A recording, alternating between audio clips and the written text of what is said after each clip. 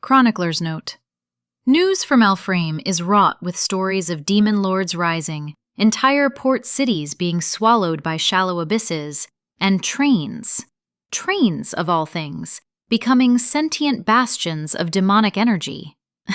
Here, a continent away in the royal capital, the biggest news I have to share is that a new Magisphere drama has overtaken polite society, and I must confess, even I have shirked my duties to indulge. Without going into much detail, all I will say is that I can understand why so many of the noble ladies are infatuated with Elle, especially shirtless, apparently, and that the residents in this drama are truly evil. A sensible adventurer, upon finding a suspicious trapdoor beneath a desecrated chapel, would suggest caution, planning, or perhaps a lantern tied to a stick? Not Harmony Gold. With all the confidence of a woman who has survived entirely too many bad ideas, Harmony demanded a rope, tied it around her waist, handed the other end to Barden, and promptly hurled herself onto the trapdoor. The floor gave way at once, dropping her into the darkness below, straight through dust, stone, and the remains of a shattered sarcophagus. Miraculously, she survived the fall with little more than bruised dignity, lit a torch, and called for the others to come down after her. One by one they descended, Amalia with caution, Thomas with composure, Barden with rope and practicality, and Adrian with the faintly pleased expression of a man who had finally found a properly dark place. Beneath the chapel lay a crypt of stone, webs, broken bones, footprints, and blood. It was, in short, exactly the sort of place one hopes not to find one's missing companion. Harmony, of course, immediately thought of Brenna. The others were not much comforted by the possibility, yet before they could search further, a clang rang out from the northern chamber. There, in the dimness, two skeletons stood over a heavy coffin, shifting its stone lid into place and laying a great sword upon it with a grim, deliberate care that made the sight all the worse. Then, as one, they turned toward the living. What followed was a hard and ugly fight in the cramped catacombs. One of the skeletons came at Harmony with murderous enthusiasm and nearly cut her down where she stood. Barden, refusing to let the bones carve apart his friends, shoved her bodily aside and waded in with his bastard sword. Thomas proved his worth in spectacular fashion, striking flintlocks together and firing with deadly precision. One skeleton staggered forward, only long enough for both bullets to punch through its eye sockets before it collapsed in a clatter of bones. The second was far worse, an elite warrior of some sort, stubborn, relentless, and entirely unimpressed by Adrian's attempt to remind it of past emotional pain. Harmony, bleeding and nearly spent, still found enough spirit to rally the others, heal herself, and even taunt the thing in defiance.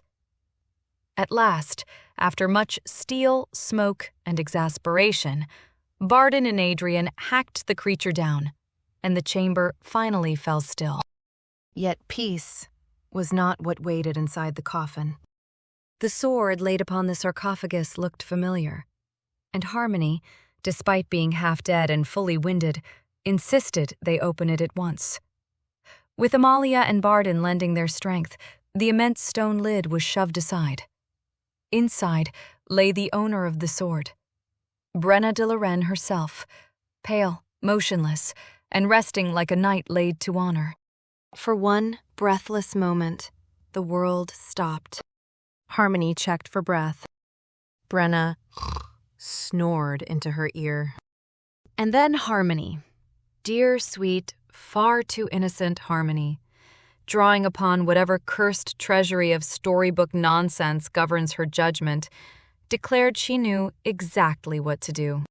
She kissed Brenna full on the lips. I must stress that this was not a strategic decision.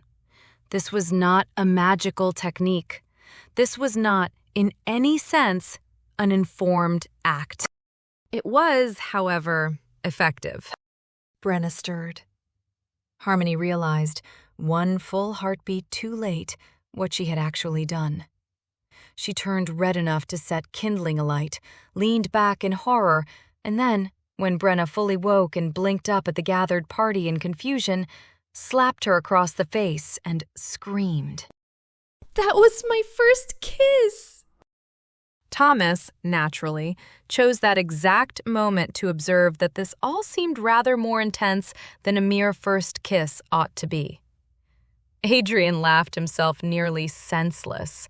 Amalia became the immediate shield behind which Harmony hid, and Barden, for reasons known only to dwarves and the gods, began recalling a child's tale involving a princess, goblins, poison, a crystal coffin, and a magic mirror. From there, matters worsened magnificently. Brenna, still half asleep and entirely lost, somehow concluded that Amalia had stolen something from Harmony first and drew steel on her.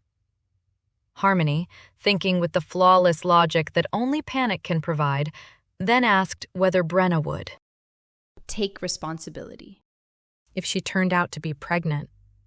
This led at once to horrified denials from Amalia, baffled outrage from Brenna, deeply unhelpful commentary from Adrian, sincere concern from Barden regarding whether eggs were involved, and Thomas calmly volunteering his extensive butlerly experience in raising the hypothetical child of the two mothers.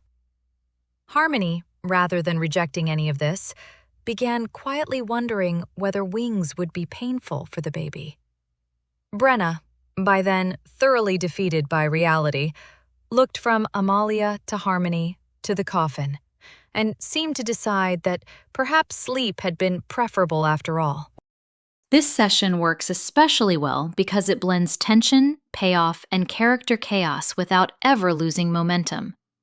The trapdoor descent immediately turns the story claustrophobic and dangerous, while the skeleton fight makes the crypt feel like a place guarding something important rather than just another monster room. The reveal of Brenna in the coffin is the perfect dramatic payoff, and Harmony's impulsive attempt to solve the problem turns that tension into comedy in a way that feels completely true to the party. Everyone also has a clear role in the scene. Harmony as both heart and disaster, Amalia as the ever-patient friend, Barden as the steady protector, Adrian and Thomas as sharp-edged support, and Brenna as the emotional explosion waiting at the center of it all. It is equal parts dungeon crawl, reunion, and absolute social catastrophe.